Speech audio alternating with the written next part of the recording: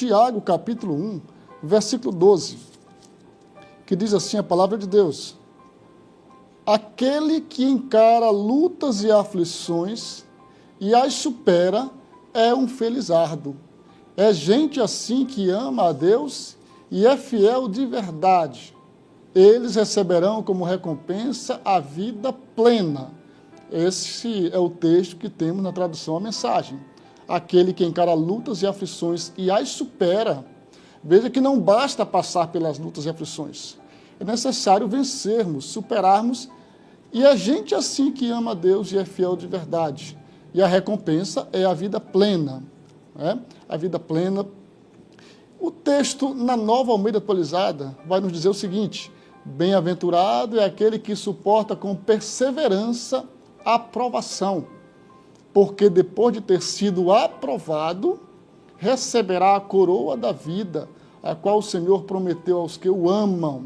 Veja que há necessidade de sermos aprovados. Geralmente, quando a gente, às vezes, não alcança êxito numa prova que fazemos, dependendo da nota, a gente até prefere não contar sobre ela, porque o mais importante é, ao final, sermos aprovados. E é o mesmo que se aplica às provações da nossa vida. Precisamos ser aprovados para, então, recebermos aí a recompensa de Deus. E dentro dessa recompensa, que o texto, no versículo 12, faz referência à vida plena, ou à coroa da vida, que nos dá aí a compreensão de vida eterna, mas nós também alcançamos, mediante as provações, amadurecimento. Alcançamos amadurecimento e perfeição diante de Deus, dentro daquilo que nos é possível como humanos. Então veja que o objetivo de Deus nunca é levar o crente à derrota através de provações. O objetivo de Deus é nos provar e, ao final, sermos aprovados. Foi assim com Jó. É muito interessante porque Jó, o próprio Deus dá testemunho dele. E Deus sabia que Jó, reto e íntegro como era, ele seria aprovado ao final. Por mais que o próprio Jó não soubesse o que se passava nos bastidores. Mas ele foi provado, e de forma talvez única na história da humanidade, da forma como Jó foi provado. Há até quem diga que não foi uma mera aprovação, mas foi um teste. O certo é que Jó foi aprovado por Deus e o inimigo foi envergonhado, porque Jó não blasfemou contra Deus. Então veja que o objetivo da aprovação é nos colocar mais próximos de Deus.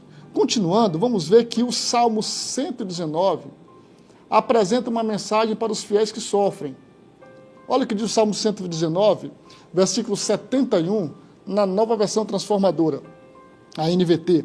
O sofrimento foi bom para mim, pois me ensinou a dar atenção a teus decretos. Os versículos 75 e 76 diz o seguinte: eu sei, ó Senhor, que teus estatutos são justos. Tu me disciplinaste por tua fidelidade. Agora que o teu amor me console, como prometeste a este teu servo. O salmista, do Salmo 119, não é identificado quem seria o salmista. Pode ter sido Davi, mas a probabilidade maior é que sejam autores do período do exílio ou pós-exílico, da época de Esdras.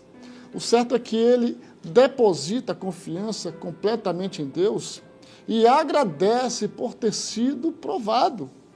Em algumas versões vai falar afligido, porque uma provação, ela é também uma aflição. Imagine quando nós nos deparamos, por exemplo, com a enfermidade no lar. E às vezes a gente não consegue entender por quê. Por que aconteceu isso? E até que a bênção venha, até que a cura venha, e às vezes ela nem vem, às vezes o propósito de Deus é outro. Durante toda essa provação, nós vivemos aflições. E são muitas as aflições do justo. Não é porque somos cristãos e esperamos em Deus que nós não sentimos as aflições. Nós as sentimos, só que nós sentimos com esperança. Podemos nos lembrar, por exemplo, do que Paulo escreve aos Tessalonicenses, quando falava sobre a perda de entes queridos. Então ele fala para os irmãos de Tessalônica: não quero, pois, irmãos, que sejais ignorantes acerca dos que dormem. E esse termo ignorante, no nosso caso, regionalmente pelo menos, ele traz às vezes o sentido de alguém que é bruto, mas o termo ali significa não conhecedor, ignorante. Na essência da palavra, a ignorância é a ausência de conhecimento. Então o que Paulo fala ali: não quero que vocês sejam desconhecedores a respeito daqueles irmãos, dos parentes e amigos que faleceram. E aí Paulo vai explicar naquele texto profético, ele vai explicar que há esperança e de que ele vai explicar que aqueles que morreram em Cristo, os irmãos e queridos que perdemos, eles ressuscitarão primeiro.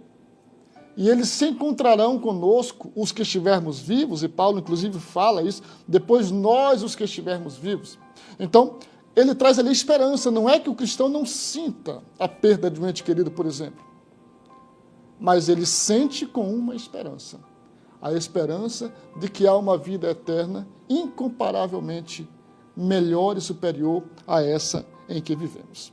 A diferença entre viver por vista e viver por fé. E é isso que Tiago nos convida a fazer.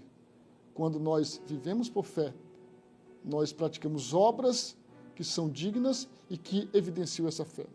Tiago escreve no versículo 4, prefiro nessa tradução, na Almeida Revista Atualizada: ora, a perseverança deve ter ação completa para que sejais perfeitos e íntegros. E olha que interessante, em nada deficientes. Então a perseverança diante das provações, ela nos amadurece, e o objetivo de Deus é que nós não sejamos deficientes em nada quanto à nossa vida cristã. Que Deus nos abençoe mediante esta palavra e que nós desenvolvamos na graça de Deus, sabedoria para viver as provações. E aí lembrando que quem tem falta de sabedoria, ou acha que tem falta de sabedoria, Tiago escreve no versículo 5, peça a Deus. E aquela sabedoria que ele orienta ali, pedir a Deus, é a sabedoria para vencer as provações. Glória a Jesus.